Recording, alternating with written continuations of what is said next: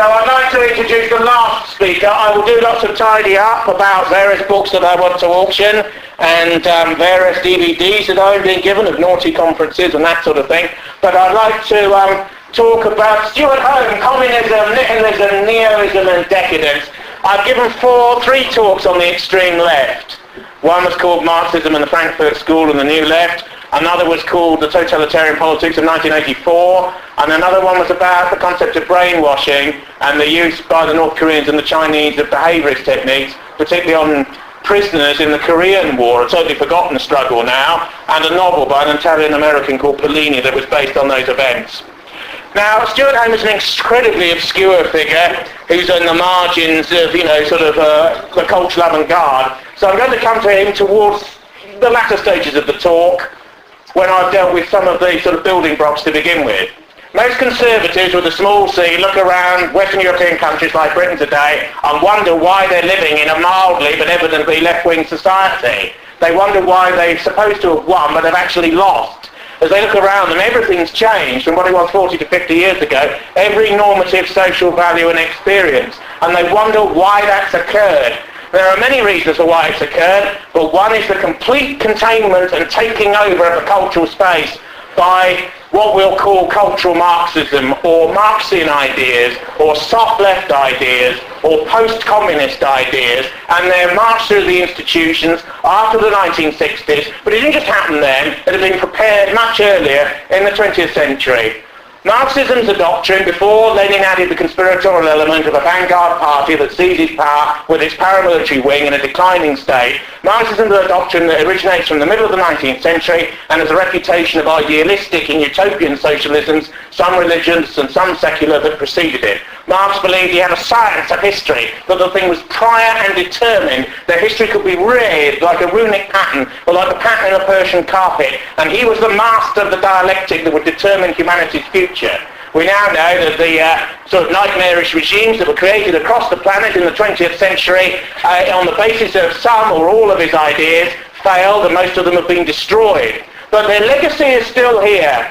Claire Short's got a bit of a witness at the moment in the liberal press because of her appearance at the Chilcot inquiry. She said something very interesting when the Soviet Union collapsed. She said, "Communism is over, but Marxism is not."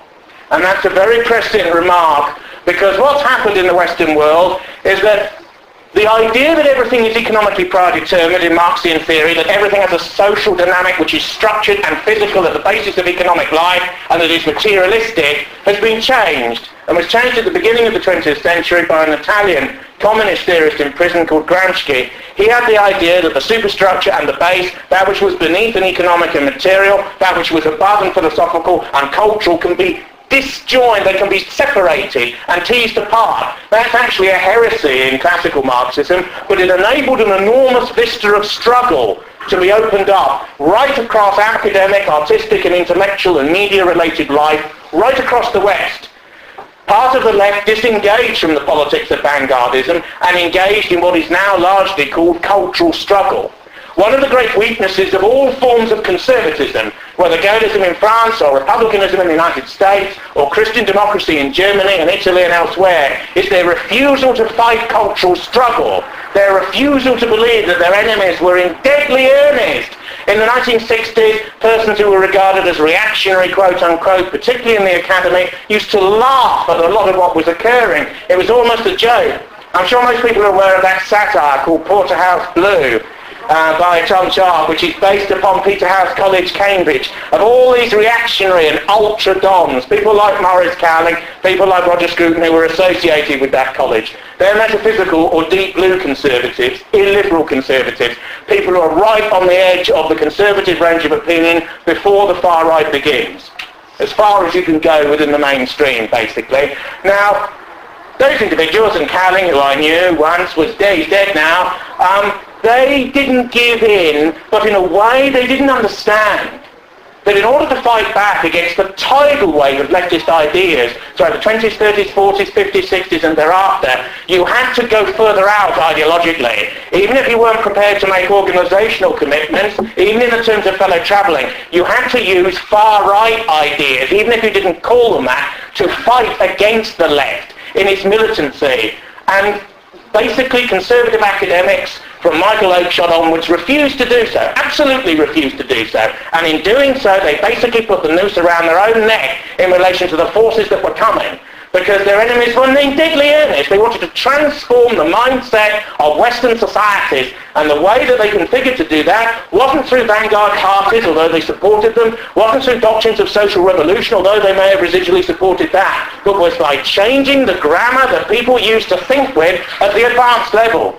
Strangely, for militant egalitarians, they used an extreme form of cultural elitism. You take the universities, you take the dons and the academics in the universities, you take the people who mark the PhDs that provide the methodology of attainment through which you get a don at a university. You then replicate that through all male and female students at the first, second and third levels of tertiary education, never mind the people coming up from the secondary level. Then as egalitarian educationalism spreads, we're going to have a society now where 30%, 50% go to university. There's at the University of Slough, which used to be the Pally in the Thames Valley. You can do degrees in hairdressing, you can do degrees in golf studies, you can do degrees in anything, you know. You send this away to a P.O. box number in Edinburgh with a couple of Weetabix packets and you get a PhD in nuclear physics. That's straight back in the post, you know. This is the way it's going.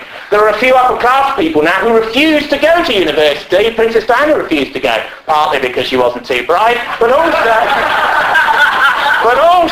because it doesn't have any social cachet anymore, because if everyone goes, it's got no kudos, has it? This is the idea. If everything is degraded, do you want to eat the bread that's been in every other mouth? You know, this is the thing about egalitarian ideas.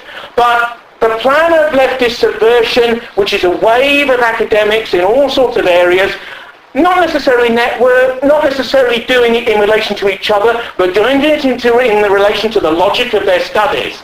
And they do it in discourse after discourse. They do it in economic theory, which before Keynes was classical liberal methodology. Arthur Marshall, say, being the last of that particular school, revived by Hayek and Friedman in the middle of the 20th century as a dissident current that would then come back.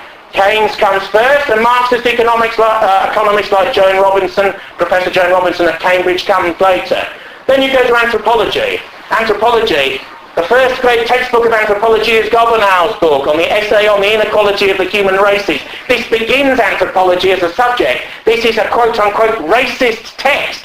Anthropology is a science or semi-science that always has to deny its first text, because its first text is now so offensive in relation to all of the discourses that have come after. From the early part of the 20th century, you get the growing up of various discourses which are called social or socialized anthropology. The idea that race has nothing to do with anthropology, when race is the periodic table of anthropology and is the taxonomy of the human within that particular academic discipline. You reach a situation where by the 1970s, if a don at, say, the University of Sussex, an ultra-left institution on the south coast, said that there were cardinal racial differences in intelligence between people, there would have been an absolute riot on that campus, an absolute riot, which would have to be controlled by the police and the authorities. One thing the left realised throughout the 20th century is that people who are very mental and people who are very abstracted in terms of their intellect can be physically intimidated very easily. The mind and the body are so split in Western life that all you have to do is have a small mob wave their fist at a couple of dons and they're prostrated and they can't do anything and they're in fear of their lives and they will write in a different way afterwards.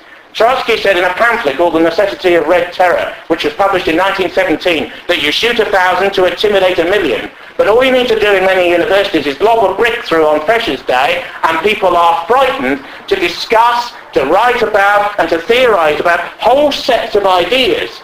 Everyone knows that there is a spectrum since the French Revolution of far left, moderate left, centre, moderate right, radical right views.